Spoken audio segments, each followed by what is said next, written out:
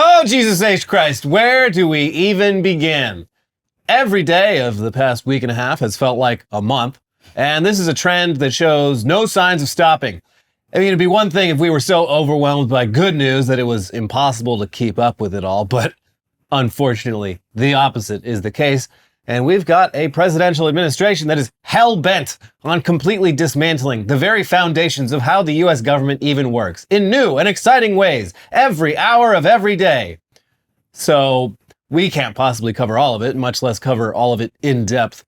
But this is a test that we as YouTube commentators intend to at least get a C+ on. We're really striving to get that reporter invitation to the White House press room. I am certainly not. I don't want to go to DC, especially this time of year. It's cold. It is funny because people did reach out and they're like, hey, look, the internet people, they want internet news people to come in. No, they want Joe Rogan and Turning Point USA. Yeah, they want weird little TikTokers.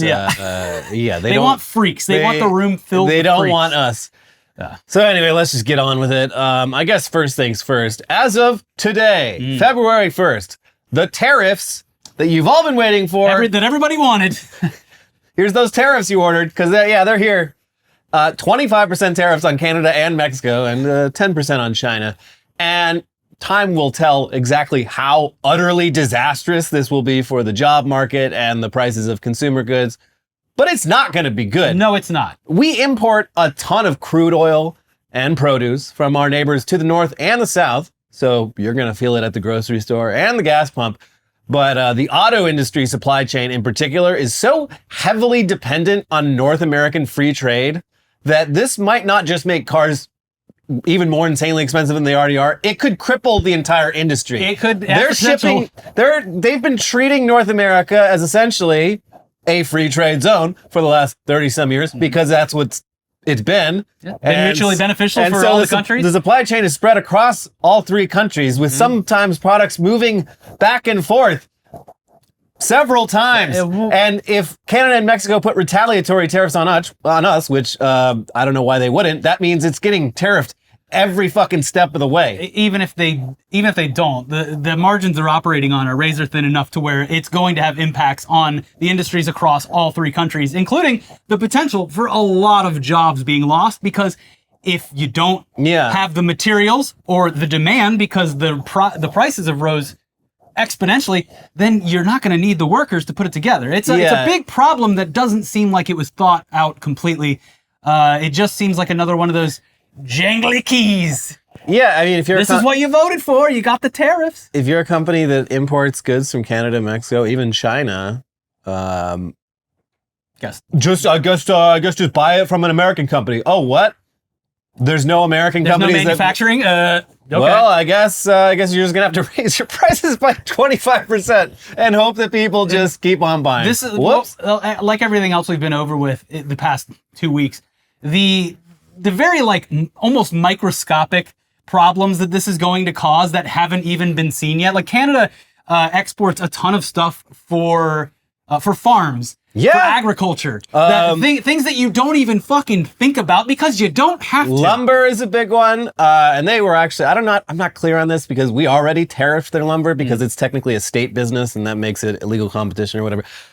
But if those prices go up, then lumber is about to get way more expensive. I already talked about this, but peat grows in Canada. It's the number one source of peat now, and that is in every soil mix. Yeah, and is a very important ingredient for farming, and that's going to make pretty much all agriculture become more expensive. It's going to be harder to build all that housing that everyone's been clamoring for with what with the lumber and all of the other prices going up. So hey, maybe we'll get we'll finally get masonry in this country. Yeah. Not enough brick houses. I, for one, welcome our Mason overlords back into the fray. Yeah. Anyways, while we wait to see how all this pans out, I guess we should follow up on a story that dropped right before we filmed last time because Trump and his allies barely wasted any breath on condolences before turning the first major high-fatality commercial airliner crash in the U.S. to happen since 2009 into yet another excuse to blame DEI, aka to attack minorities.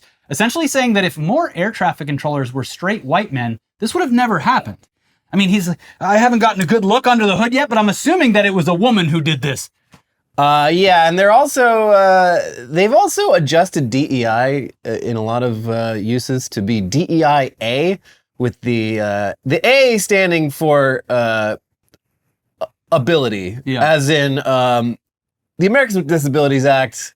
Yeah. It's, why do we have to treat people with disabilities in the hiring process as if they're able-bodied? That's fucked up. It goes without saying that, like, all of these DEI initiatives and stuff like that, like, these people are fucking qualified for the position. Yeah. It's just that they were being overlooked before in favor of typically straight middle-aged white men. They're claiming that the FAA was, like, exclusively hiring people with, like, mental deficiencies and, like, severe psychological issues. I'm like, I don't think that's true. I'm sorry. I feel like I would have heard about that sometime before right now. Yeah. I feel like you'd have any evidence to back that up. But they're saying everyone operating the control towers is like mentally incapable of doing so. And it's just, I guess, a huge coincidence that the first major plane crash we've had in like almost 15 years happened just now. And look, even for say in the realm of like fantastical things that happen, if for some reason, but it's just like, why the first thing that you say is just like, well, it's probably the DEI. Yeah, it's just uncouth. It's before very anything, strange. Ignoring everything else about it, it's just like. And when it comes down, I guess the people on board the military helicopter, one of them was a woman, so they withheld her information at the request of the family. Yeah. Because despite being qualified to do the mission, I guess hundreds of flight hours and everything, the family is legitimately terrified of Trump supporters attacking them when they just lost a family member. So if you want a reminder of how this all goes, we lived through the past decade or more of Sandy Hook with Alex Jones and everything. So yes, it does make sense that a lot of the family members are scared. Jesus Christ. But yes, the DEI thing, a hell of a take considering the many, many ways that Trump's actions during his very short time back in office may have directly gotten all these people killed. But we'll get to that in a minute. First, you simply gotta hear what was the very first statement from the President of the United States on this plane crash via Trump's Truth Social account. The airplane was on a perfect and routine line of approach to the airport. The helicopter was going straight at the airplane for an extended period of time. It is a clear night. The lights on the plane were blazing. Why didn't the helicopter go up or down or turn? Why didn't the control tower tell the helicopter what to do instead of asking if they saw the plane? This is a bad situation that looks like it should have been prevented. Not good. That's the president doing a damn that's crazy post. Yeah, you guys hear about this plane crash? Just spitballing. What? Why didn't the helicopter move? I mean, if I was able to dodge that bullet, why couldn't this helicopter dodge that plane? Everything else aside, you should have, a bit of a better emotional response to this than just spewing out wild theories or what should have been. There are dozens of family members who are in mourning, and the first thing the president does is just like, well, let's figure this out. Yeah, I mean, it's always rang a bit hollow, whenever something horrible happens and elected officials, they come out with their heartfelt condolences and prayers and whatnot, but I'd still take that over whatever the fuck this was. Yes. It's different when a shooting happens and the first response is, well, we can't do away with the guns. We have to say thoughts and prayers. It's different with this. You can kind of come out and be like, hey, this is bad. I feel terrible for everyone involved. Anyway, it only got worse from there. Yeah. Here's the New York Times on Trump's press conference the next morning. We do not know what led to this crash, but we have some very strong opinions and ideas, Mr. Trump began, his tone moving from solace to irritation. And I think we'll probably state those opinions now. And so he did. For the next 30 minutes, citing no evidence, Mr. Trump blamed diversity efforts at the Federal Aviation Administration for lowering standards for air traffic controllers. He blamed the Obama administration, claiming it had determined that the FAA workforce was too white. He blamed the Biden administration, too, and its Secretary of Transportation, Pete Buttigieg. That guy's a real winner, Mr. Trump said sarcastically. He's a disaster. But mostly the President of the United States, who was consulting prepared remarks, blamed diversity. Washington was in mourning. Chaplains were at the scene of the crash, but Mr. Trump plowed ahead. His remarks were the latest offensive in the White House war to root out woke elements and diversity, equity, and inclusion initiatives across the federal government. And then this happened. President, you have today blamed the diversity elements, but then told us that you weren't sure that the controllers made any mistake. You then said perhaps the helicopter pilots were the ones who made the mistake. It's all under investigation. I understand that. That's why I'm trying to figure out how you can come to the conclusion right now that diversity had something to do with this crash. Because I have common sense, okay? And unfortunately, a lot of people don't. Great. Cool. We're just vibes-based fascism now, I guess. I can tell because I'm smart. I have eyes and ears. Then This has the stink of woke all over it. Yeah. Later on, J.D. Vance took to the lectern and literally didn't waste a single moment being solemn before claiming that the FAA has been refusing to hire white people for the past 10 years. Wow. And later that day, Trump was asked in the Oval Office whether he planned to visit the crash site, and this happened.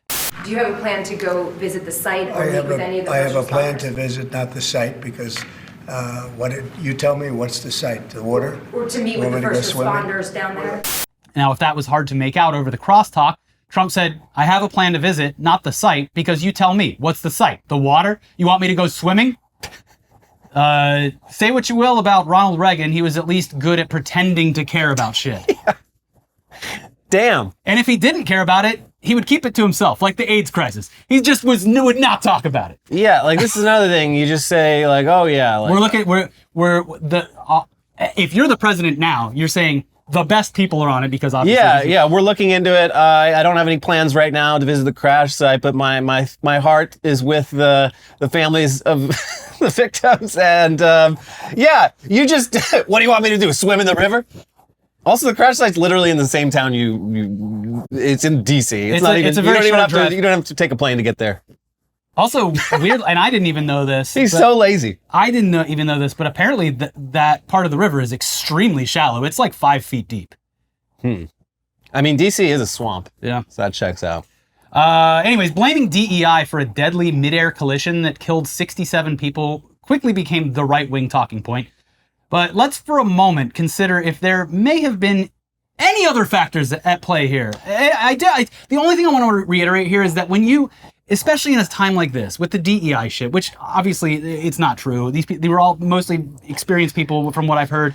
But the problem is that you are now, by doing this, once again, vilifying entire races of people, entire genders of people, and saying that they are operating in our society in destructive ways that could get you or whatever the president is talking to killed. So you are once again extremely vilifying entire groups of people for no fucking reason. And also just casting doubt on any person who isn't white, male, in any position, any job.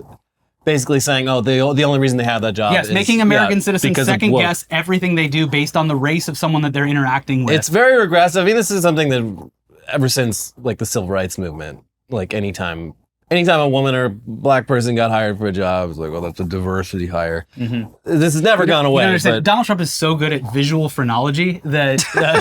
I can tell just by visually measuring the skull what the IQ is going to be.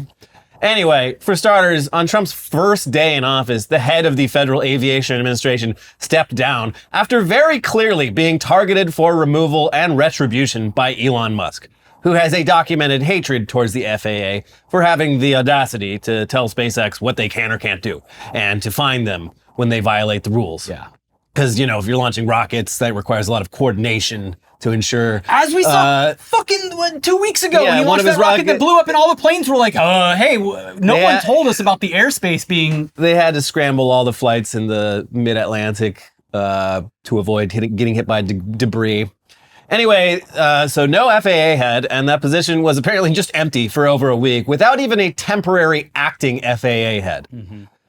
On top of that, on his second day in office, Trump shut down the Aviation Security Advisory Committee, which is basically a group whose sole purpose is preventing plane crashes. Meanwhile, amidst all the fuckery from the past week involving federal employees and their job security, which you would assume would make anyone with federal employment just unnecessarily stressed out while trying to do their job. Stressed, confused, like everything. It turns out there's what seems to be a pretty serious shortage of air traffic controllers. Here's the New York Times. Staffing at the air traffic control tower at Ronald Reagan National Airport was not normal for the time of day and volume of traffic, according to an internal preliminary Federal Aviation Administration safety report about the collision that was reviewed by the New York Times. The controller, who was handling helicopters in the airport's vicinity Wednesday night, was also instructing planes that were landing and departing from its runways. Those jobs typically are assigned to 2 controllers rather than 1. This increases the workload for the air traffic controller and can complicate the job. One reason is that the controllers can use different radio frequencies to communicate with pilots flying planes and pilots flying helicopters. While the controller is communicating with pilots of the helicopter and the jet, the 2 sets of pilots may not be able to hear each other. Like most of the country's air traffic control facilities, the tower at Reagan Airport has been understaffed for years. The tower there was nearly a third below targeted staff levels, with 19 fully certified controllers as of September 2023, according to the most recent air traffic controller workforce plan, an annual report to Congress that contains target and actual staffing levels. The targets set by the FAA and the Controllers Union call for 30.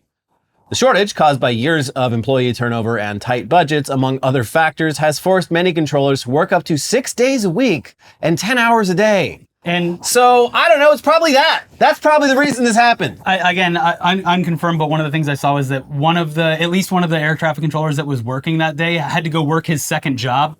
And it's just like, I feel like air traffic controller is a career where you would hope that the hours and pay for the stress and technical ability involved would be enough to not work. Yeah, you want these people paid at least well enough that they don't have to go to a third shift at a second job to support themselves. Dare I say, paid well enough to have a place to live, support a family, and not have to work fucking 10 hours a day, 6 days a week. And get a full 8 hours of sleep before taking that shift in the tower. But that's socialism. I mean, I'm so sorry. So yeah, I mean, the whole staffing thing, that's maybe not directly Trump's fault. That's probably the fault of just everyone in our government. Multiple administrations. Over decades who, is afraid to actually fund vital programs. Mm-hmm.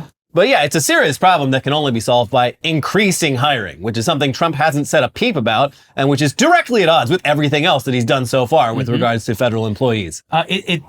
Elon's plan, as it was with Twitter, is to just start taking things apart until things break and then figuring it out. It's fine. With Grok up there in the tower, we won't need any air traffic controllers. Yeah. Well, the planes might have crashed, but have you seen this very cool illustration of a duck wearing a cowboy hat? It looks like you're trying to land that plane-a-rooney over there. Yeah. God. Anyways, it's clear at this point that the one who is running the show here in a lot of ways isn't actually the president, but rather Elon Musk, whose fingerprints are all over most of the stuff involving federal funding and federal employment.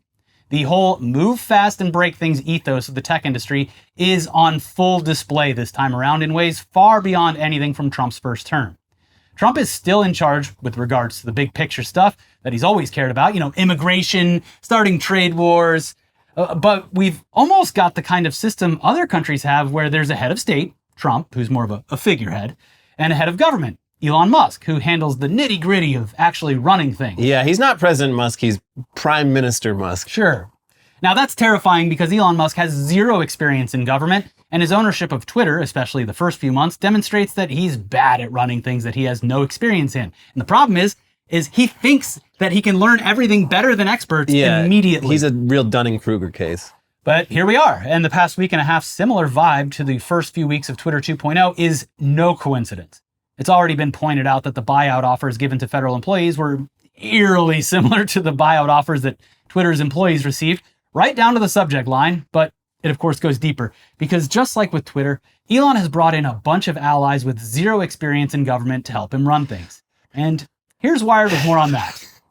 Sources within the federal government tell Wired that the highest ranks of the Office of Personnel Management, OPM, essentially the human resources function for the entire federal government, are now controlled by people with connections to Musk and to the tech industry. Among them is a person who, according to an online resume, was set to start college last fall. Scott Cooper, a managing partner at the powerful investment firm Andreessen Horowitz, stands as Trump's nominee to run the OPM, But already in place, according to sources, are a variety of people who seem ready to carry out Musk's mission of cutting staff and disrupting the government. Amanda Scales is, as has been reported, the new chief of staff at the OPM. She formerly worked in talent for xAI, Musk's artificial intelligence company, according to her LinkedIn. Before that, she was part of the talent and operations team at Human Capital, a venture firm with investments in the defense tech startup Anduril and political betting platform Kalshi. Before that, she worked for years at Uber. Her placement in this key role, experts believe, seems part of a broader pattern of the traditionally apolitical OPM being converted to use as a political tool. Just face value. You're not beating the lizard person accusations with a name like Amanda Scales. Sorry. Did you see when she blinked? Yeah. Everything's vibe-based, and a name like Amanda Scales not gonna... Hold on, wait, go back to that frame right there. You see those eyes? They flickered. It continues. Sources say that Riccardo Biasini, formerly an engineer at Tesla and most recently director of operations for the Las Vegas Loop at the Boring Company. Oh, a real history of success for this fucking guy. Bring in the big brains. That was Musk's tunnel building operation. He's also at the OPM as a senior advisor to the director. Steve Davis, the CEO of the Boring Company, is rumored to be advising Musk on cuts to be made via Doge and was integral in Musk's gutting of Twitter, now X, after his takeover of the company in 2022. According to the same sources, other people at the top of the new OPM food chain include two people with apparent software engineering backgrounds, whom Wired is not naming because of their ages. One, a senior advisor to the director, is a 21-year-old whose online resume touts his work for Palantir, the government contractor and analytics firm co-founded by billionaire Peter Thiel, who is its chair. The former CEO of PayPal and longtime Musk associate, Thiel is a Trump supporter who helped bankroll the 2022 Senate campaign of his protege, Vice President J.D. Vance. The other, who reports directly to Scales, graduated from high school in 2024, according to a mirrored copy of an online resume and his high school's student magazine. He lists jobs as a camp counselor and a bicycle mechanic among his professional experiences, as well as a summer role at Neuralink, Musk's brain-computer interface company. You know, everyone was saying our government is too geriatric, and... the monkey's paw has curled. Now we just get a bunch of baby faces in there with actually no experience. And look, maybe this guy has a Neuralink in his brain, maybe not. Remember the reality show Kid Nation? Yeah. Well, we're doing Kid Nation for real. Remember Child President? He's president. Yeah. Hey, remember how when Elon bought Twitter, he started calling random employees into performance review meetings with himself or his lackeys, where the employee would have to show off their most impressive lines of code, despite Musk and his lackeys having no understanding of how Twitter worked and therefore no contextual basis to judge any of that code by. You remember that? Mm-hmm. Well, they're doing that again, too. Here's Wired. Over the last few days, workers at the Technology Transformation Services, TTS, which is housed within the General Services Administration, GSA, have been summoned into what one source called sneak attack meetings to discuss their code and projects with total strangers, some quite young, who lacked official government email addresses and have been reticent to identify themselves. TTS workers have also received confusing transition guidance and a sudden DC office visit from Musk.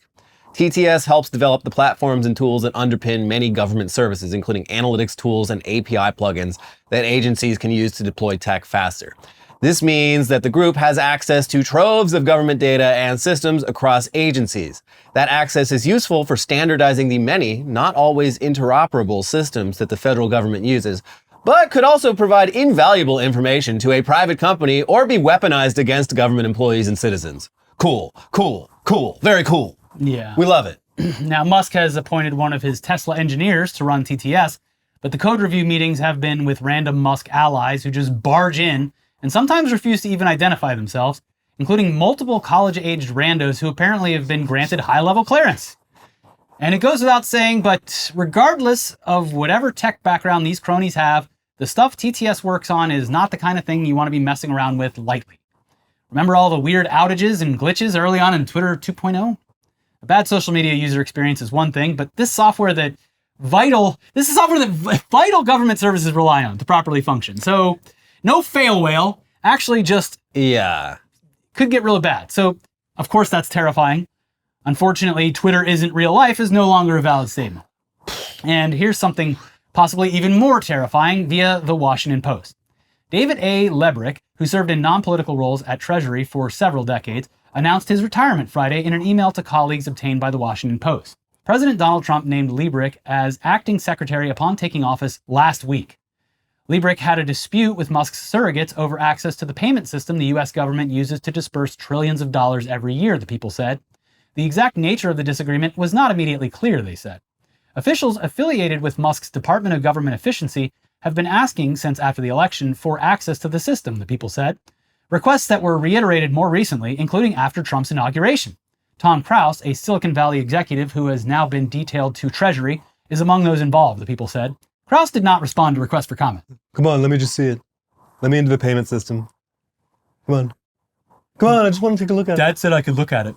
Typically, only a small number of career officials control Treasury's payment systems. Run by the Bureau of the Fiscal Service, the sensitive systems control the flow of more than $6 trillion annually to households, businesses, and more nationwide.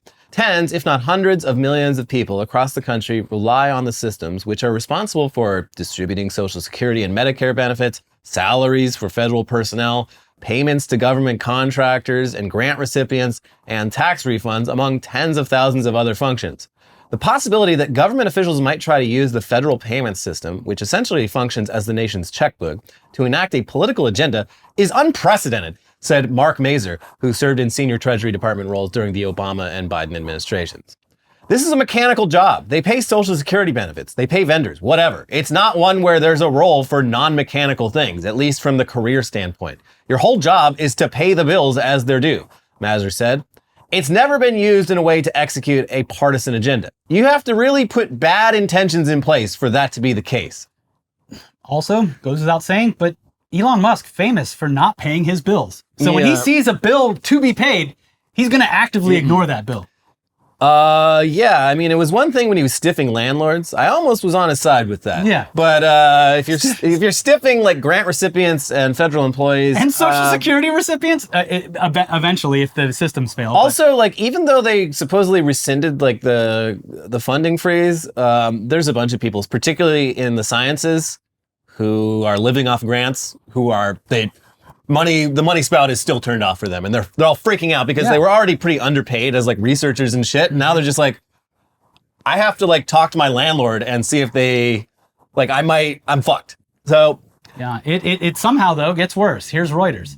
Aides to Elon Musk charged with running the U.S. government Human Resources Agency have locked career civil servants out of computer systems that contain the personal data of millions of federal employees, according to two agency officials. The two officials, who spoke to Reuters on condition of anonymity for fear of retaliation, said some senior career employees at OPM have had their access revoked to some of the department's data systems. The systems include a vast database called Enterprise Human Resources Integration, which contains dates of birth, social security numbers, appraisals, home addresses, pay grades, and lengths of service of government workers, the officials said. We have no visibility into what they are doing with the computer and data systems, one of the officials said. That is creating great concern. There is no oversight. It creates real cybersecurity and hacking implications. Officials affected by the move can still log on and access functions such as email, but can no longer see the massive data sets that cover every facet of the federal workforce. Oh, good. Oh, good. seems bad. A team including current and former employees of Musk assumed command of OPM on January 20th, the day Trump took office. They have moved sofa beds onto the 5th floor of the agency's headquarters, which contains the director's office and can only be accessed with a security badge or a security escort, one of the OPM employees said. The sofa beds have been installed so the team can work around the clock, the employee said. God, can you imagine the smell? Musk, a major donor to a famously demanding boss, installed beds at X for employees to enable them to work longer when, in 2022, he took over the social media platform formerly known as Twitter. It feels like a hostile takeover, the employee said. The acting head of OPM, Charles Ezell, has been sending memos to the entire government workforce since Trump took office, including Tuesday's offering federal employees the chance to quit with 8 months' pay. No one here knew that the memos were coming out. We are finding out about these memos the same time as the rest of the world, one of the officials said. So yeah, he's assuming direct control over a bunch of vital, previously non-political and largely independent aspects of government, and boxed out everyone who actually knows what they're doing. And this guy, by the way, unelected, bought his way in. Whether he fucks everything up on purpose or fucks everything up because he's completely out of his depth, everything is getting fucked up. The guy who's essentially running the US government right now is someone who was never even elected and hasn't heard the word no in decades, and also can't fathom that anyone else on Earth could be smarter than himself on any subject, and is allegedly just railing ketamine all throughout the day and night, all the livelong day. And he's also a fascist, so you can't forget that part. He's out there doing it. It feels like years ago, but the guy currently running our government did a Nazi salute on stage just last week, twice, and then appeared at a rally to endorse Germany's most popular fascist party. And that's a good point to pivot to some news that's still related to all this other bullshit, but only tangentially, and is also bizarre enough to qualify as weird news and not just the news, which has been overtaken over the past couple of years. When Elon did those Nazi salutes, the go-to response to anyone defending it or minimizing it was, okay, then do it. Get on camera and do the very innocent gesture that Elon did. One local politician in Pennsylvania quickly found out the hard way that without $400 billion and the protection of the president, doing the Sieg Heil, it's a great way to speedrun losing your job. And this week, it happened again. America, as far as I could see, is the only country fighting for life. And that's down to you guys. So God bless all of you for what you're doing. Please keep doing it. I hope that I can encourage you. And my heart goes out to you. God bless. Okay, so that was Father Calvin Robinson's closing remarks during a speech at the National Pro-Life Summit on Wednesday. And as weird as it is seeing a priest do a fascist salute, it's just the tip of the iceberg for what turns out to be a very weird dude. For starters, before entering the priesthood, he was very active in conservative politics in the UK, running for office multiple times unsuccessfully, and also writing for conservative outlets and appearing as a conservative talking head on TV. Back in 2020, he started the process of becoming an ordained deacon in the Church of England, but was eventually rejected for being an outspoken crank. He then began joining and leaving a string of increasingly niche denominations, first switching teams to the Free Church of England, where he was successfully ordained as a deacon, then the Nordic Catholic Church, where he was ordained as a priest, then the Anglican Catholic Church, which brought him to the US. That's 4 Christian denominations in less than 4 years, and he's gonna have to find a new one again, folks, because here's The Guardian. A Michigan priest with the Anglican Catholic Church has been removed from his position for making what appears to be a Nazi salute. Calvin Robinson, who held the title of priest in charge at St. Paul's Anglican Catholic Church in Grand Rapids, Michigan, performed the gesture at the end of a 25 January speech at the National Pro-Life Summit in Washington, D.C. The priest appeared to quote Elon Musk, saying, "My heart goes out to you," before mimicking his straight arm motion. And then doing a winking grin. Yeah, it's okay, because Elon did it, right? Yeah. According to a statement on the Anglican Catholic Church's website, Robinson's license in the church was subsequently revoked, and he will no longer serve as a priest. We believe that those who mimic the Nazi salute, even as a joke or an attempt to troll their opponents, trivialize the horror of the Holocaust and diminish the sacrifice of those who fought against its perpetrators, the statement reads, and that statement's correct. Yeah. Such actions are harmful, divisive, and contrary to the tenets of Christian charity. Robinson posted a statement on his Facebook page on Wednesday defending the gesture as a joke, in mockery of the hysterical liberals who called Elon Musk a Nazi for quite clearly showing the audience his heart was with them. For the record, in case it needs saying, I am not a Nazi, he wrote. Yeah, I don't know much about the Anglican Catholic Church because the Anglican Church and the Catholic Church were, up until this moment, 2 different things, to my understanding. But I guess there's a hybrid out there. I don't know anything else about them, but yeah, it is nice to see that they're like, no, the Holocaust was bad. Doing the Hitler salute, bad. We're not about that. I mean, this will cause the guy to assume that the Anglican Catholic Church is clearly woke. Yeah, and hysterically liberal, obviously. The Catholic Church, famously hysterically liberal. Yep. I mean, but it's not even, like, all of the Catholic, this church and the other Catholic churches we're with are all like weird, like offshoots of the Catholic Church. Yeah. So like the Catholic Church is woke. Sounds like they stopped using Latin in the Mass. I mean, it sounds like DEI for Christianity. I mean, come on. But somehow it gets even worse for Father Calvin Robinson, or I guess it's just Calvin Robinson now. Yeah. Because he's not a priest anymore. In addition to his religious and political careers, he's also a gamer. Ooh. And for years has had his own gaming journalism site, godisageek.com. Okay. Now, over the past few years, he's gone from being a regular contributor to the site to simply being its owner. But the people actually contributing to the site decided they didn't want any association whatsoever with the priest who did the Nazi salute.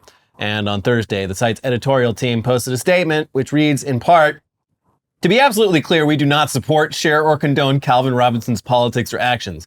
We have run the site independently of Calvin for several years now in the hopes that we would not have to lose the hard work we have poured into it, the access we have worked hard for, and the relationships we have developed.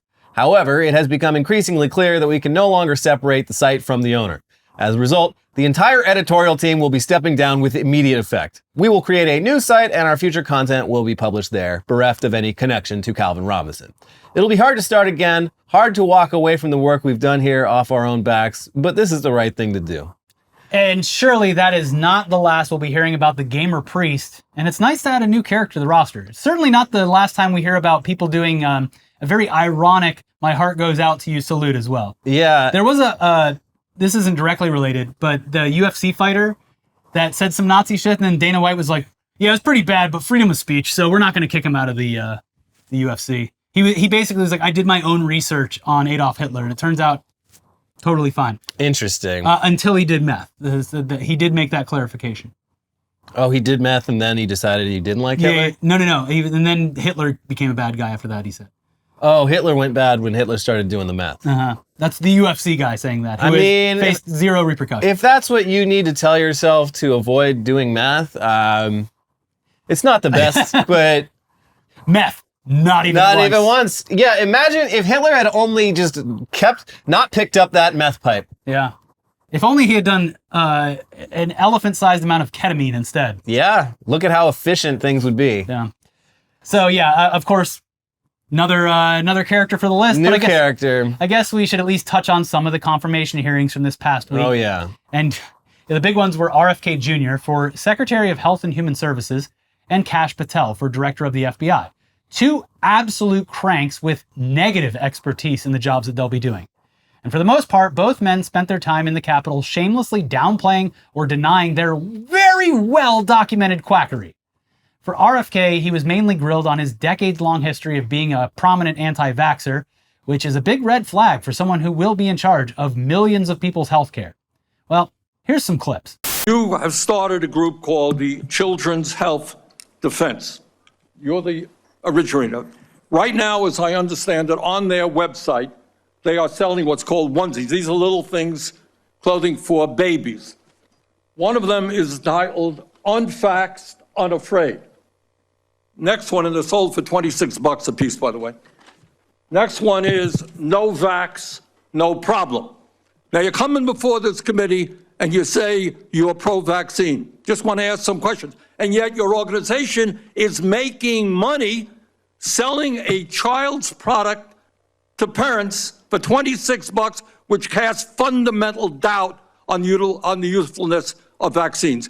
Can you tell us now that you will, now that you are pro-vaccine, that you're going to have your organization take these products off the market? Senator, I have no power over that organization. I'm not part of it. I resigned from the board. Yeah, that was just a few months ago. You founded that. You certainly have power. You can make that call. Are you supportive of this? I've had nothing to do with leadership. Are you supportive of these onesies? I'm supportive of vaccines. Are you supportive of this clothing, which is militantly anti-vaccine? I am supportive of vaccines. Right. I want good science, and I want to protect. But you will not tell the organization you founded not to continue selling that product. Thank you, Mr. Chairman. You have compared the CDC's work to Nazi death camps. You've compared it to sexual abusers in the Catholic Church. You've also said that many of them belong, this is a direct quote, many of them belong in jail. For me, those are disturbing characterizations of the CDC workers that I know who are trying to keep the American public safe every single day. And as you are presented as the nominee for this position, I need to know, do you stand by those statements that you made in the past, or do you retract those previous statements? Senator, I don't believe that I ever compared the CDC to Nazi death camps. I support the CDC. My job is not to dismantle or harm the CDC. My job is to empower the scientists if I'm privileged to be confirmed. So you retract those statements? I'm not retracting it. I never said it. Well, actually, I have a transcript Of me saying that it's a Nazi death camp? Let me read your words. It says that the institution CDC and the vaccine program, is your description of their work, is more important than the children that it's supposed to protect. And you know, it's the same reason we had a pedophile scandal in the Catholic Church. It's because people were able to convince themselves that the institution of the church was more important than these little boys and girls who were being raped. That's pretty provocative language. You said in another statement to me, this is like Nazi death camp. I mean, let me finish. It's time to make sure that we blow the whistle on actually what your views are. At least we're starting. We need to move Senator, on. I support the measles vaccine. I support the polio vaccine. I will do nothing as HHS secretary that makes it difficult or discourages people from taking either of those Anybody vaccines. who believes that ought to look at the measles book you wrote saying parents have been misled into believing that measles is a deadly disease. That's not true. And I quote, "We should not be giving Black people the same vaccine schedule that's given to whites because their immune system is better than ours." Can you please explain what you meant? There's a series of studies, I think most of them by Poland, that show that to particular antigens that Blacks have a much stronger reaction. There's differences in reaction to different products by different races. So I have 17 seconds left. Let me just ask you then. So what different vaccine schedule would you say I should have received? What different vaccine schedule should I have received? I mean, the Pollen article suggests that Blacks need fewer antigens than... This is so dangerous. So you get the same measles vaccine. Mr. Kennedy, with all due respect, that is so dangerous. Your voice would be a voice that parents would listen to. That is so dangerous. Say that COVID-19 was a genetically engineered bioweapon that targets Black and white people, but spared Ashkenazi Jews and Chinese people. I didn't say it was deliberately targeted. I just quoted an NIH-funded and NIH-published study. Did you say that it targets Black and white people but spared Ashkenazi Jews? I quoted a study, Your Okay. Honor. I quoted an NIH study that showed that I'll take that as a certain yes. races I have are to move on, disproportionately- I have to move on. Did you say that Lyme disease is highly likely a materially engineered bioweapon? I made sure I put in the highly likely. Did you say Lyme disease is a highly likely militarily engineered bioweapon? I probably did say that. Did you say that? And that's what the developer of I Lyme want all disease of our said. colleagues to hear it, Mr. Kennedy. I want them to hear it. You said yes. Did you say that exposure to pesticides causes children to become transgender? No, I never said that. Okay, I have the record that I'll give to the chairman, and he can make his judgment. And at one point, he seems to have almost certainly popped a Zin and tried to be real sly about it, which is the funniest thing to do at a job for a health and human services. It almost makes him relatable, if not for the fact that he is presenting himself as this paragon of like health wisdom when, like, first of all, like, even more than usual, he seemed very unhealthy there in the Capitol. He's coughing, he's shaking, his voice is even more annoying than usual. The best comparison I saw was that someone posted, like, it's another day of Trump appointees who all vaguely resemble garbage pail kids. Yeah, I mean, I'd put RFK is more like a Dick Tracy villain. He is, yes. Marble mouth. He's very red. He's very red. But yeah, popping a Zin when you're being confirmed to run the nation's health is wild. Yeah. Also, at one point, his extended family member was like, yeah, when I was younger, he used to just blend up a bunch of animals in a blender. Wait, what? Yeah, for like hunting purposes or whatever, but still a very sick thing to do. Yeah, that's kind of gross. Yeah. Well, anyway. And that's not even the weirdest thing we've heard about him and animals. So. Yeah, this guy, there's something, I mean, at least he's not in charge of health and animal services. It's just very funny that in this country, it's like right out of the gate, a family member's like, yeah, he blends animals. And it's like, well, okay, let's hear him out though. Let's hear about what he has to say about medicine. It is pretty funny that the only reason anyone cares about RFK Jr. is that he is a Kennedy. Yeah. But every other Kennedy fucking hates his guts. Yes. Kind of seems to contradict each other. Yeah. Because, I don't know. Anyway, then there was Kash Patel, whose hearing similarly consisted largely of Democratic senators reading his own statements back to him and asking him, "This you?" And him being like, I don't think so. And in pretty much every case, Patel said no, but in a roundabout way that maybe doesn't meet the threshold for straight up perjury, but I don't know, might. There was like multiple things he said that were just straight up fucking lies, but he'd do it in a way where he was like, I don't know. Yeah, the human brain is fallible. I don't remember. Yeah. He denied his documented direct support for the January 6th rioters. He denied that he's an election denier, despite denying the 2020 election results. He denied that he has an enemies list, despite publishing his enemies list in a book.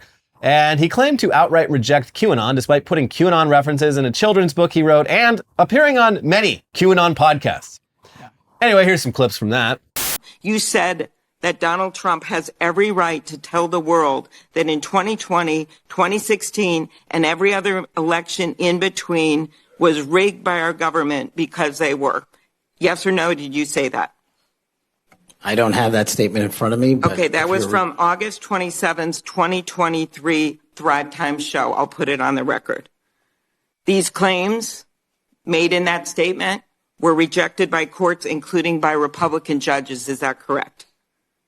I don't have enough of the facts in front of me to make that assessment. I will put that statement on the record, but I think everyone in this committee, including the Republican members, knows that these statements were rejected by courts. Stu Peters, does that name ring a bell?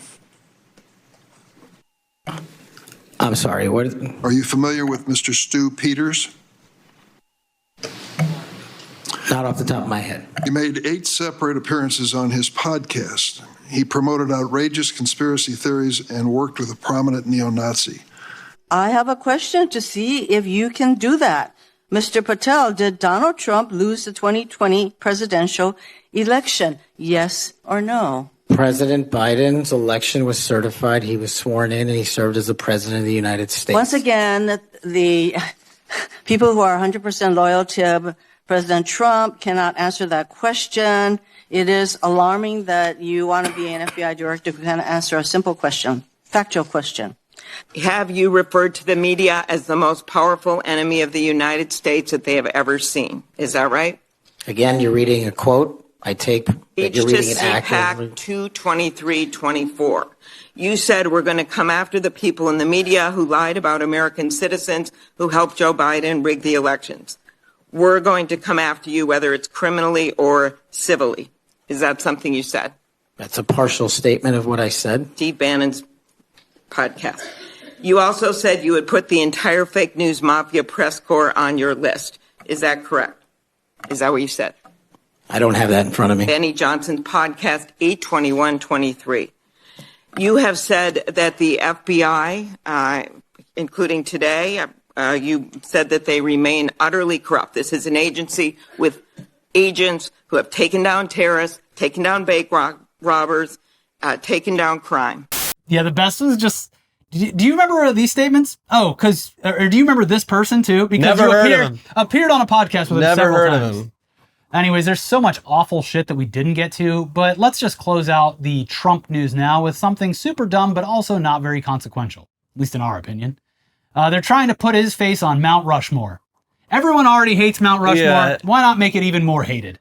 Now, this might upset you if you happen to like Mt Rushmore and dislike Donald Trump, but if you're like us and see it as a tasteless work of vandalism that desecrates sacred Native American land and disfigures an otherwise pristine natural landscape, then putting Trump's face up there alongside Washington, Jefferson, Roosevelt, and Lincoln just serves to further highlight Mt Rushmore's stupidity and hideousness. Just awful. Yeah. And it's not even that big or cool, because Crazy Horse is right down the street, way more impressive. Before I even understood a lot of like the context around it, what ruined Mt Rushmore to me was seeing a wide shot of it and seeing that they never cleaned up the work site, and there's just like rubble. Yeah, there's just so much rubble right below it. Yeah. They couldn't be bothered to like at least spread those rocks around or haul it away. So they just made a big old mess. It's like painting someone's house and just leaving a bunch of fucking splotches all over the place. Yeah. I don't know, not my problem.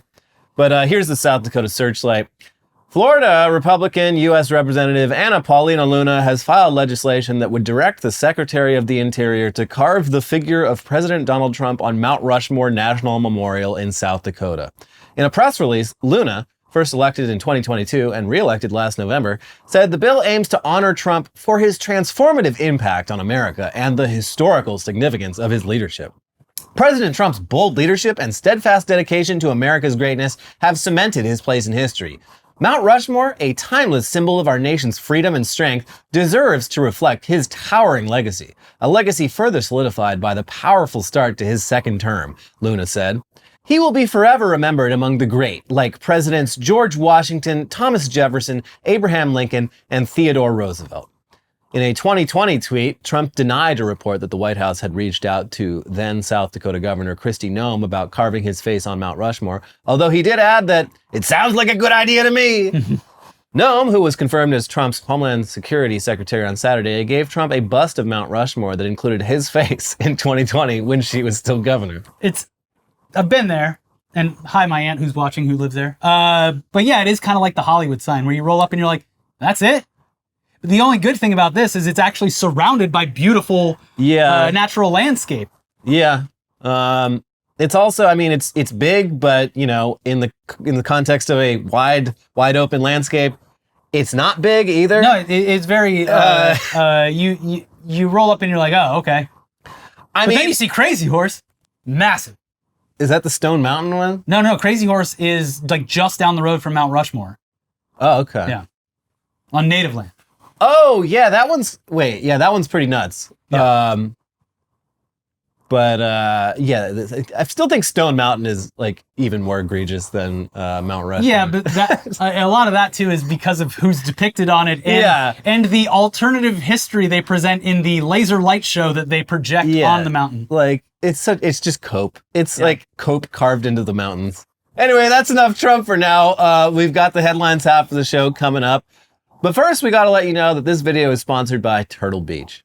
Winter has arrived, but don't panic. It's not a bad thing. It's an excuse. An excuse to cancel all plans, slap on your Turtle Beach headset, and game until the sun finally decides to come back. For a marathon winter gaming session, you're gonna want the world's most comfortable headset with superhuman hearing technology.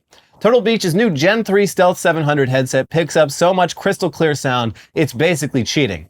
Even if the snowblower is going off outside, you'll hear every footstep, every reload, every enemy sneaking up on you like they're stomping through your living room in tap dancing shoes. And Turtle Beach headsets are so freaking comfortable, you'll feel like you're wearing a marshmallow cloud pillow on your head. Best of all, the Stealth 700 has the industry's first ever cross-play dual wireless transmitter system. That means you can seamlessly switch between your consoles and PC with just the click of a button. It gets even better though. While being connected to your console, the Stealth 700 can connect with your phone for music streaming or taking calls at the same time. Imagine listening to Led Zeppelin while going on a kill streak in Call of Duty. For a limited time only, get 10% off your entire order with code WEEKLYWEIRD at turtlebeach.com. Don't miss out. Stay warm and level up your game with 10% off at turtlebeach.com using promo code WEEKLYWEIRD and get that new gaming gear for your new year. We've both been rocking this headset for a while now, and not only is it super comfortable, and not only does the sound quality definitely give you an edge, the battery life's insane. It's very nice having a wireless headset that you almost never have to even think about charging. We've all got that one friend whose headset always seems to die right when you're down to the last two teams, but Turtle Beach's Stealth 700 headset has an insane 80-hour battery life with quick charge, so you rarely have to think about charging it. Turtle Beach doesn't just have amazing headsets, they have every gaming accessory you could ever want, and they're all high quality at prices that don't break the bank. From flight and racing simulators to controllers, keyboards, and mice. Turtle Beach is the ultimate gaming cheat code, so this winter, forget the cold. Grab your Turtle Beach Gen 3 Stealth 700 and level up your gaming experience. Head to turtlebeach.com and use code WEEKLYWEIRD for 10% off your entire order. That's 10% off your order at turtlebeach.com with promo code WEEKLYWEIRD. And this episode is also sponsored by Factor. Ready to optimize your nutrition this year? Factor has chef-made gourmet meals that make eating well easy. They're dietitian approved and ready to heat and eat in 2 minutes so you can fuel right and feel great, no matter what life throws at you. Factor arrives fresh and fully prepared, perfect for any active, busy lifestyle. Lose up to 8 pounds in 8 weeks with Factor Keto Meals. And that's based on a randomized, controlled clinical trial with Factor Keto. Results will vary depending on diet and exercise. With 40 options across 8 dietary preferences on the menu each week, it's easy to pick meals tailored to your goals. Choose from preferences like Calorie Smart, Protein Plus, or Keto. Factor can help you feel your best all day long with wholesome smoothies, breakfasts, grab-and-go snacks, and more add-ons.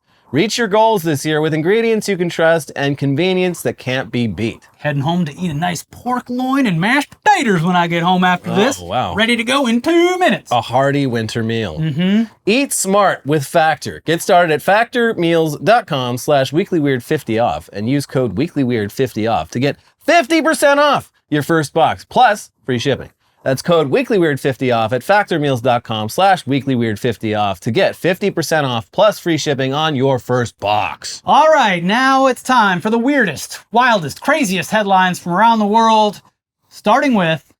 Across all ages and demographics, test results show Americans are getting dumber. Nope, it's DEI. Yeah, if you just remove all the DEI, Americans are actually the smartest they've ever been. Eventually, we're going to get to the point where Trump is like, there's a conspiracy that they're making white Americans dumber on purpose. Mm-hmm. Yeah. Something they're putting the chemtrails in the water. This is definitely the result of social media, phones, a lot of things. I think COVID. They've demonstrated that getting COVID, especially getting COVID multiple times, does like Make you dumber. lower your IQ points. Also, there's the isolation from that time. The social interaction between children also affected. It is strange though, because like up until very recently, IQ test scores were going up at a steady rate. Yeah. And no one was like exactly sure why, but they're like, yeah, it seems people are getting smarter. But I guess we peaked. Yeah. Now it's time to buy the dip. Anyone who is actually smart, this is your time to shine. Yes. Actually, no, it's not, because no one's going to hire you, especially not the government. Mm-hmm. But we're bringing lead paint back. We got to keep everyone dumber. Folks, I've made an executive order. The gasoline is leaded again. It got that sweet smell. I mean, they might have to with all we're getting cut off from Canadian and Mexican crude oil, and we might have to make some changes, folks. We're putting the lead back in the gasoline. That's right. It's got that sweet smell. Yeah. Ooh, we love the smell. You're gonna have a lot more ethanol, a lot of corn production. So there you go. BC man's Sasquatch-seeking expeditions used against him in spousal support case. Yeah, he's claiming disability, and it sounds like he did hurt himself real good. But his ex-wife's paying him spousal support, because up in woke Canada, that can happen. The wife pays the man. Or actually, I guess that would be anti-woke. That's a men's rights victory. Yeah. Anyway, she's giving him money, and he's going off on Bigfoot hunting expeditions out in the woods, and she's like, he says he's not able-bodied enough to work, but he's going out into the woods for like weeks at a time looking for Sasquatch. So, Your Honor, I shouldn't be paying him a disability. And the judge was like, yeah, you make a good case. If you're I mean, how much hunting is there with Sasquatch? You're probably just sitting around a whole bunch. Yeah, it seems like it's mostly just an excuse to go camping. Yeah, to be out in the woods. And like, oh geez, we didn't see any Sasquatch this time, but at least we got to like drink beers around a campfire and take in nature's majesty. It is kind of maybe like, next time. It's kind of like flat earthers in that way, where it is a burgeoning community. Just something to do. Yeah, it's a community it's a reason of to go outside. people. Whatever it takes, guys. Yeah. And now she's gonna take that away from him? Damn. Yeah. Sucks. OpenAI launches ChatGPT Gov for U.S. government agencies. I'd be terrified if I didn't think this was so stupid. Well, I don't know if this is going to make you feel better or worse, but ChatGPT in the announcement, they're like, we've been hearing from government employees for the last couple years that they're using ChatGPT for fucking everything. So we just made this one like specific for the government. So it's probably, if anything, maybe an improvement over before, but also it's the green light to just like, well, they got ChatGPT Gov, so why would you spend time writing out laws and memos? And also, that if something gets fucked up, it's the computer's fault. Yeah, it seems not good. Yeah, seems like out of all, there's just certain jobs where you want a human being to not be placing their trust in a machine to do the work. Elon, the president, is very upset. His new pizza that he ordered has glue all over it instead of sauce. They got the recipe from the chat. Mr. President, here's your daily rock. Yes. You must eat that. It keeps you strong. GOPer wants to reduce the penalty for cockfighting and allow the birds to fight robots. Yeah, this is like somewhere in the central U.S. Cockfighting.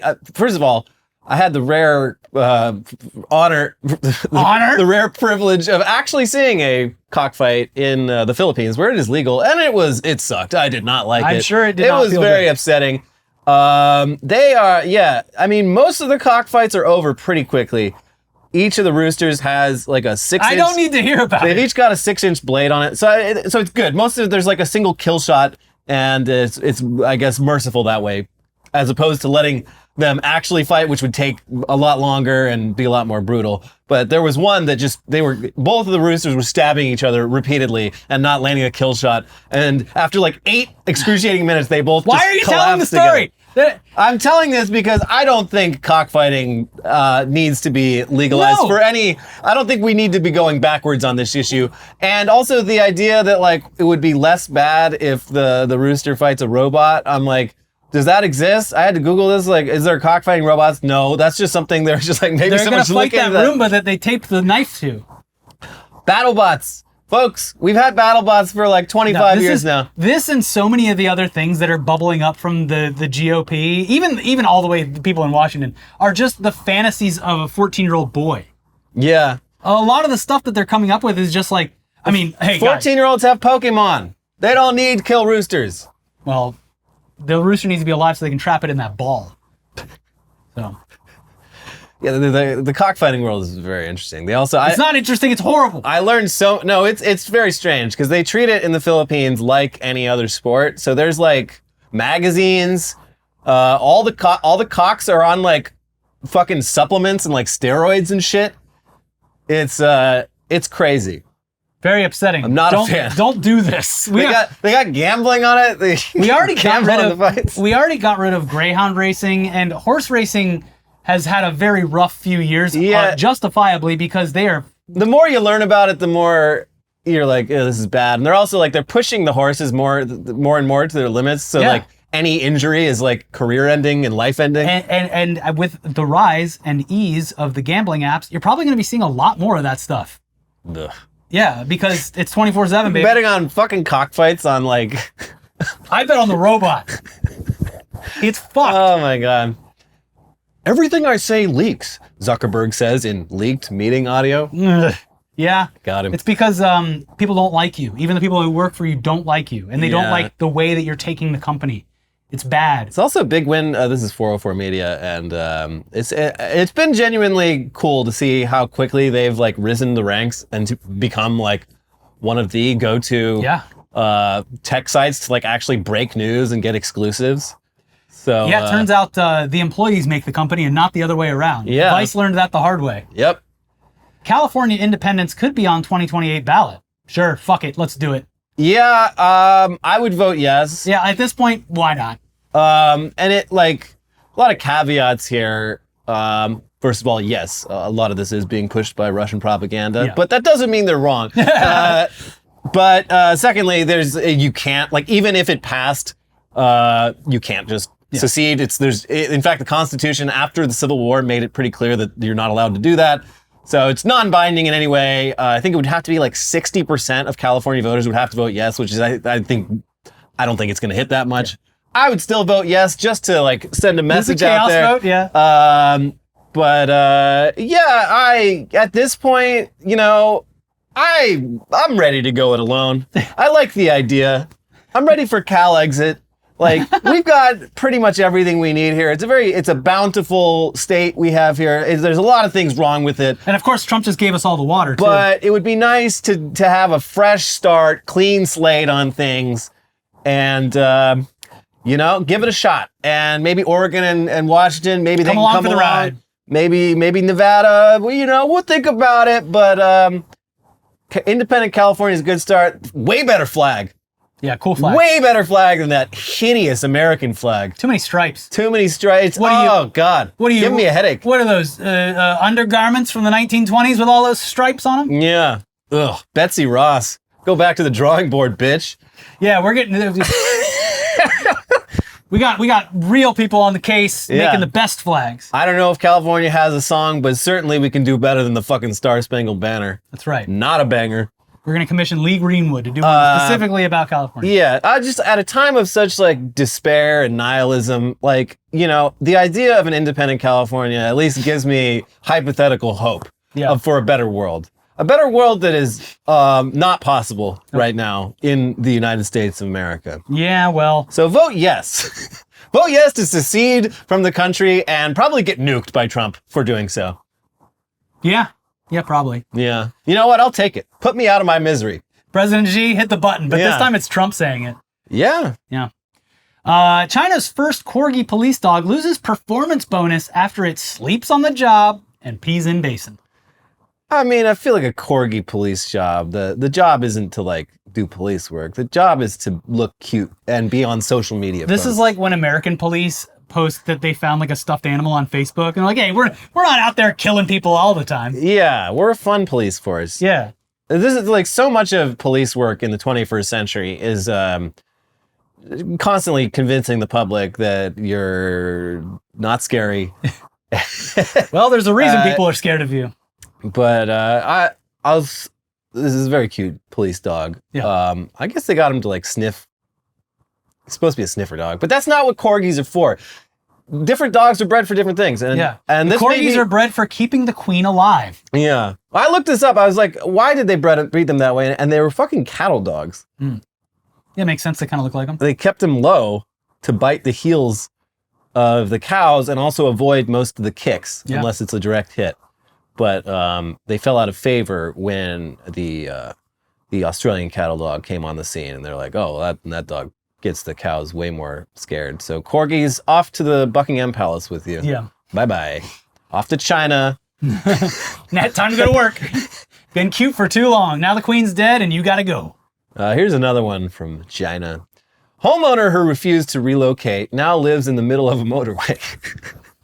And the pictures, I guess I don't understand eminent domain in China, but it sounds like it works a lot like how it works here, where the government tries its best to like offer you something to buy you out.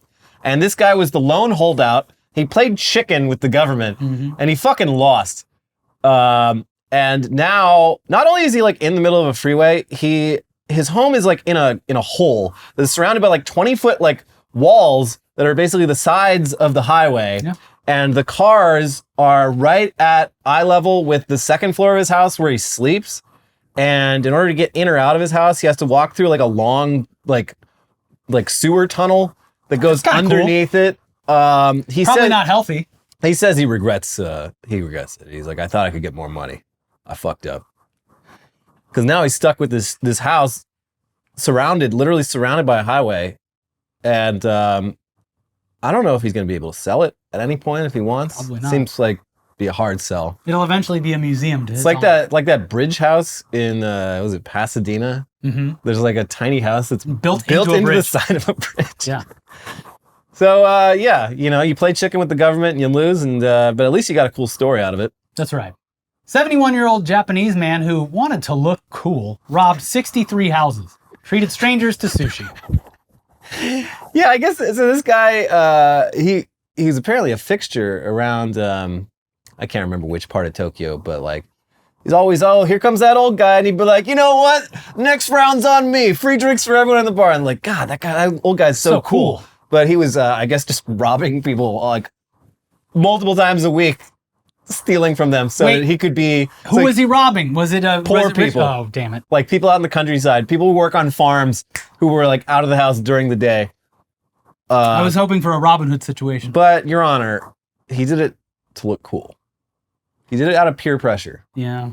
And it worked. And people did think he was cool. Like, that guy's awesome. Let's hang out with him. All of his character testimony are just like, coolest guy ever. You got to party with this guy. I don't condone the theft, but I do condone all the free drinks that I got. Yeah. That was pretty cool. You're taking a true partier out of society. Yeah. And that's honestly... What am I supposed to do? Pay for my own drinks? That's right. I don't think so. I need to start robbing. And final headline, Lauren Boebert calls security on non-existent guy in women's bathroom. Again, just inventing people to be mad at. So, so I guess the Sarah McBride, the Nancy Mace bathroom bill targeted at Sarah McBride did eventually pass. Mm-hmm. You can't use Sarah McBride, the first trans woman in Congress, has to use the men's bathroom, which she's just like, fine. It sucks, but there's other more important issues, and I'm not going to make like a big thing out of it when so much else is going on. Yeah. But Lauren Boebert was convinced that she saw Sarah McBride go in the ladies' bathroom, and she's like, oh my gosh. And she got Nancy Mace over there, and they were both standing outside the bathroom, like, we're going to get her. And they go in there, and it's just some other woman who they accused of. Who I'm sure was very happy to see security and other members come in and bother them. But this is one of the side effects of these bathroom rules that people often don't consider is people who are totally cisgender getting misgendered and harassed just because they might not. And potential violence, because you have cranked up a whole nation to think that trans people are somehow villainous. Yeah, if you're a woman, a cis woman who happens to maybe have, bone structure or, an Adam's apple, just like any feature that might give you away as a man to some of these freaks, like you are going to get harassed for literally nothing, just for like how you look. It's stupid, and it affects not just trans people, it affects everyone. So that's fun. Anyway, that's our episode. Oh, too long. Oh, Jesus. We'll be back soon with some more episodes to split up these lengthy ones. But in the meantime, we have more for you to watch. But first, click the like button, leave a comment, smash your keyboard. Everything works. Smash your keyboard. Just break it. See what happens. We will not be replacing any keyboards. No. But click the like button. But Turtle Beach has great keyboards. And you can use our discount. Now the videos are popping up there. We got an explainer on the DeepSeek drama that played out and potentially destroyed America's AI supremacy. Yeah. And then we have just more recaps of what's been going on, which is, of course, a lot. And that will continue, unfortunately. But we'll be here with you, covering it all. We'll see you next week. Bye-bye. Bye.